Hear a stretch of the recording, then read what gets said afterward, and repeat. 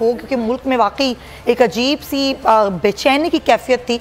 खबर आपको दें कि इमरान खान ने गैर रस्मी गुफ्तगू की, कहा है कि अगर मैं गिरफ्तार हो गया तो अवाम को कंट्रोल कौन करेगा, मैं बाहर हूँ तो अवाम को कंट्रोल कर लूँगा।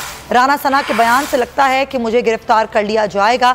ये इमरान खान ने एक बार फिर से गैर रस्मी गुफ्तगू में कहा है कि मैं अगर गिरफ्तार हो गया तो अवाम को कंट्रोल कौन करेगा, मैं बाहर हूँ तो अवाम को कंट्रोल कर लूँगा।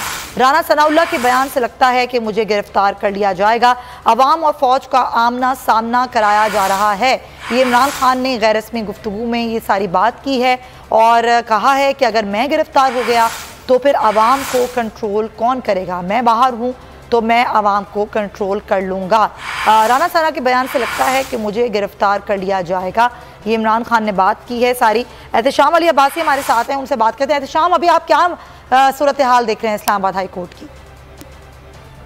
हाई कोर्ट में अभी सूरत हाल जो है मामूल पे आ रही है। इस वक्त जो है सिक्योरिटी की जो सूरत हाल जो इंतहाई पहले जो फुर्तियाँ दिखाई जा रही थी इस्लामाबाद पुलिस की जानिब से गिरफ्तार करने के लिए कारकुनान को और खान साहब को, अब वो जो ऐसा नजर आ रहा है कि इमरान खान के साथ हमने देखा कि इससे कब भी जो है पुलिस एहलकार उनके साथ फोटो बनाने के लिए बड़े बेताब नजर आ रहे हैं। तो अब जो नजर आ रहा है कि इमरान खान जहाँ से निकलेंगे तो कोई ऐसी अटेम्प्ट नहीं होगी। अलबत्ता राना सनाउल्लाह साहब की जो तरफ से बार बार जो वो आजकल ट्वीट करते हैं और ट्वीट में वो धमकियां देते हैं कि इमरान खान को गिरफ्तार कर लिया जाएगा, इमरान खान को पकड़ लिया जाएगा, एक नया मुकदमा बना दिया जाएगा।